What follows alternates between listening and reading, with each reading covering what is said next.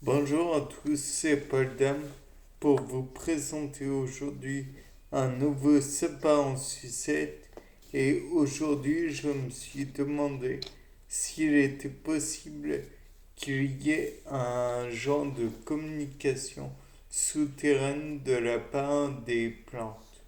Donc, la plante, vous savez qu'elle émet des hormones, qu'elle est et tout. Mais est-il possible qu'elle véhicule des messages, par exemple des messages de stress, dans son environnement? Par exemple, supposons que on fasse pousser une plante dans un pot de fleurs, qu'on laisse la plante se développer en surface, qu'elle pousse, mais au bout de quelques jours après qu'elle ait poussé en surface, on commence à oublier sa présence et qu'on arrête de l'arroser. Finalement, au bout de plusieurs semaines, finalement, elle est très desséchée et elle est morte. Elle ne poussera plus, elle est déshydratée, on décide de tout jeter, sauf le pot. Donc le pot, on peut envisager que celui-ci contient encore des messages de stress. Donc ce qu'on peut vérifier, c'est que s'il y a des messages de stress, il y a peut-être du cortisol. Après tout, chez l'être vivant, l'être humain, Homo sapiens, je crois que on en trouve une bonne quantité qui produit du stress. Donc, on peut déjà regarder en essuyant les bords si éventuellement il y a comment dire, en mettant de l'eau distillée sur les bords, si ça, sur les bords du pot, j'entends, si après, par la suite, on peut faire tout d'abord une chromatographie euh, une chromatographie sur colonne. Oui, j'adore cette technique. On pourrait essayer aussi d'analyser le contenu via euh, un, un, deux, trois, un spectre polychromatique et pas particulièrement le spectre du cortisol s'il il a produit quelque chose. La Terre en elle-même, finalement, faut pas l'acheter.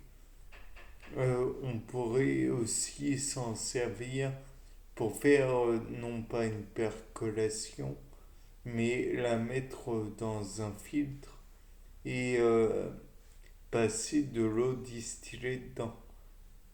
Peut-être que l'on peut envisager que dans cette terre, il y a des messages de stress et donc du cortisol. Peut-être que par la suite, on peut aussi essayer de reproduire les effets sur la plante en elle-même. Cela, on... Alors, tout d'abord, on pourrait prendre la solution euh, de cortisol, la donner éventuellement à boire à un animal, voir si ses performances sont différentes, à savoir le rythme cardiaque, à savoir le rythme d'éjection systolique, le débit ventilatoire, la vasodilatation, comment dire, le fait d'aller aux toilettes, non, au petit coin, on va dire, et j'en passe chez un animal cobaye, et il faudra probablement le reproduire puisque une fois ne signifie rien pour un scientifique. Ça pourrait être un coup de chance. Donc 10, 100, 1000 fois peut-être. Et ensuite, ce que l'on peut faire, c'est aussi utiliser cette, comment dire, cette solution de stress, entre guillemets, stress hydrique, chez une autre plante.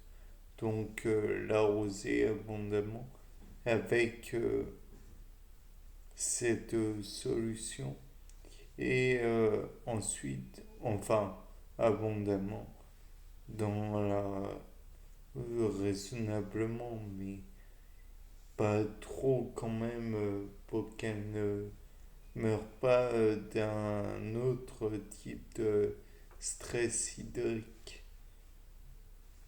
Donc là, on peut attendre, on peut espérer que la plante en elle-même va, au bout d'un certain temps, euh, résister mieux à la déshydratation en raison de sa capacité à être, enfin, de message chimique qui lui a été donné, à savoir que eh bien, il était possible d'être déshydraté dans les circonstances qu'il y a dans le cas présent. De plus, on- je n'aime pas du tout le faire sur des animaux, mais peut-être que eux-mêmes, en ayant bu la solution avec le cortisol, pourraient résister plus à la déshydratation. C'est pas très plaisant de le faire sur des animaux. Mais bon, au cas où. De plus, on pourrait le faire sur des, comment dire, des levures de bière sur Saccharomyces cerevisiae afin de voir si elle résiste à la déshydratation. On pourrait aussi envisager de le produire sur une bactérie. Peut-être que si comment dire, si on prend une bactérie et qu'on lui donne ce cortisol, elle va finir par comprendre, entre guillemets, après moult et moult déshydratations, que cette molécule est indispensable à sa survie, puisqu'elle permet de résister à la déshydratation.